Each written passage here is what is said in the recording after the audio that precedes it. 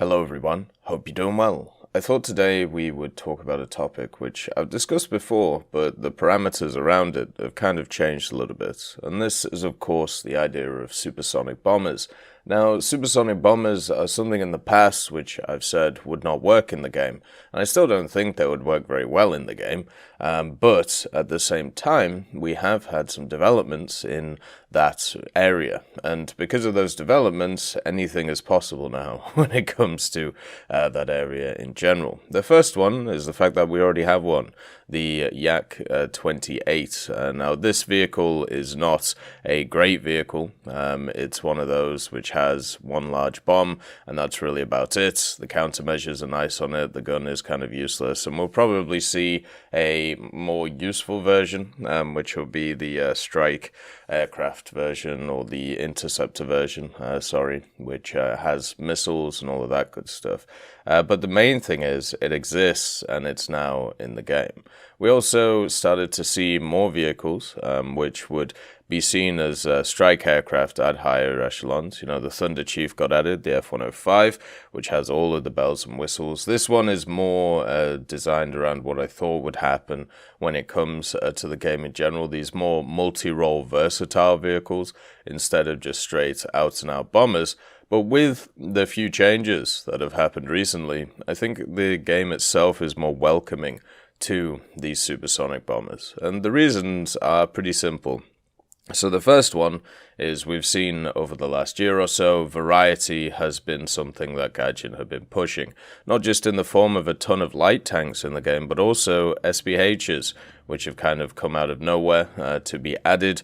These kind of hybrid vehicles have also come in aviation, where they're pretty good at bombing and also pretty good in the air. The MiG-27K, for example, which was added, and then also stuff such as the Thunder Chief and also many others, which will be added in the future.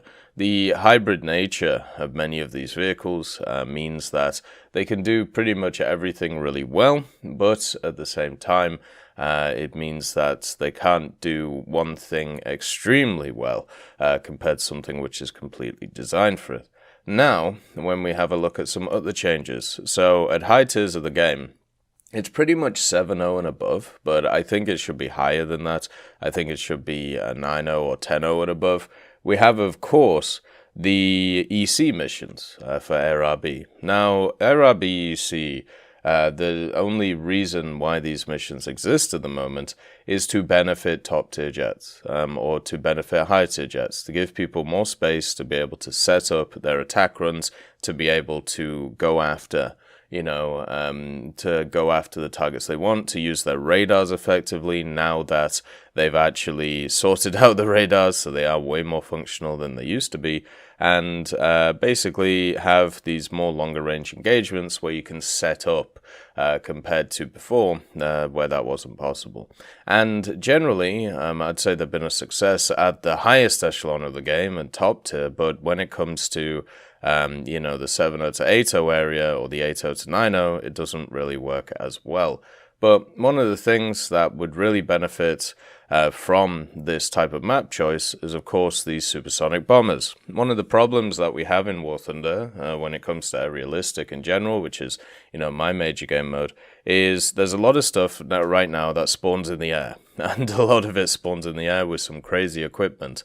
The A5C, for example, with its magics. You also have the Thunder Chief with its 4 AIM-9Es. The sets of Harriers, which all have, the AIM-9Gs.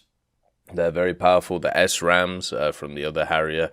And you just have this collection of aircraft which are incredibly powerful at the first hit engagement when a lot of them run in. Even stuff like the Yak 38 with its R60s is incredibly powerful.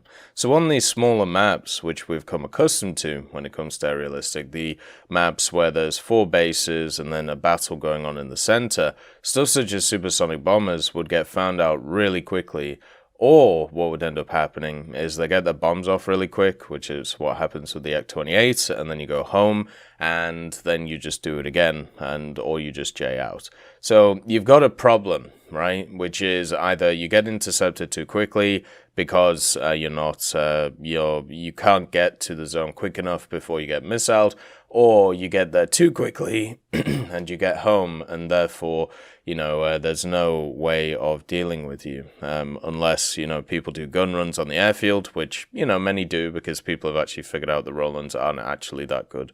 You can just play around them.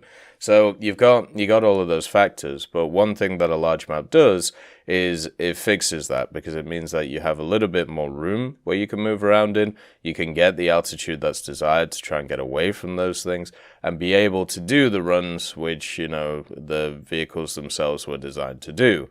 So for me, when I have a look at that actually works out in their favor. Then also, one of the last ones which has just come in is the ranked-based repair cost, or rank-based economy, basically. The thing that was heavily voted for when it came to the general community. So, with a rank-based economy, one thing that it is designed to fix in general is to have planes' repair costs be a lot more, I suppose you'd class as averaged out compared to what they were before. And we can already see that with stuff like the B-29 and the Tu-4. Now, one of the problems that I've talked about many times when it comes to bombers is their ability to not die is very, very good. Because what you end up doing is you hit a base or you hit whatever you're hitting, and then you just disappear from the battlefield. If you're able to do that before the battle starts, then you will be able to survive the battle. It's as simple as that. It's something that, if you have a look at my stats with stuff like the B-57s, for example, or even the Su-7s, which fill a similar role, or even the Q-5, the actual battles that go compared to the death rate is incredibly small. And the reason for that is just because I play them in the same way every time. I hit a base, I shoot an AI, I go back to base, and then look at when I repair, I look at the scoreboard. Does it show on the scoreboard that we're winning? Okay, I take off again, or if it's close, I take off again. If not, I J out, because there's no point in just feeding somebody a death.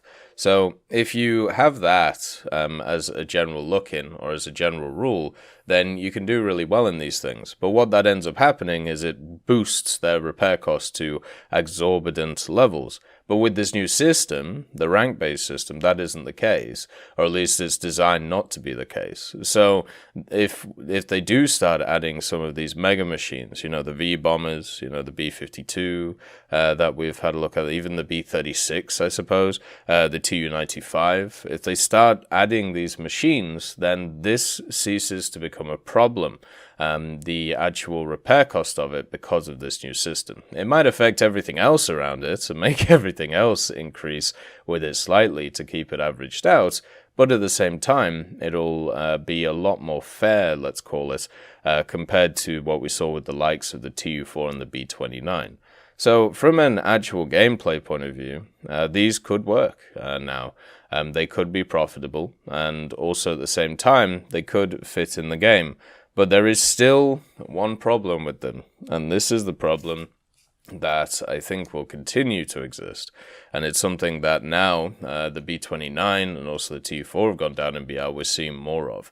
And also even the P-8. Ground forces exist. And when you start adding some of these bombers that can just carpet bomb a whole map or carpet bomb very large areas of it, well, first of all, you cause crazy FPS drops for some individuals. And second of all, you can wipe out a lot of people with them. So that's another thing that needs to be thought about. Now, they can balance this through SP costs, of course. And also, there are some bombers that can already... there are some multi-role stuff that can already do this. Like the F4s have been doing it for the longest time. But it's something that needs to be considered when it comes to these larger machines. So we'll see if they come up with a solution for that. Because so far, they're knocking each of them slowly out of the park. Which makes me think about, which makes me feel, that over the next year, we're going to get an expansion into those ideas. I hope you all have a wonderful day, and I'll see you next time. I'd just like to thank Professor X 1718, Orange Tail, Sakoshi Tiger, BRFC 15, Teddy, John Ryman, Universe A, Eugens Terry, Ambrosius McClellan, Daniel Stanton, Martinez, B. Young, and then Kyle Kin, Barine, Lafouche, and also Samuel Slick for supporting the channel.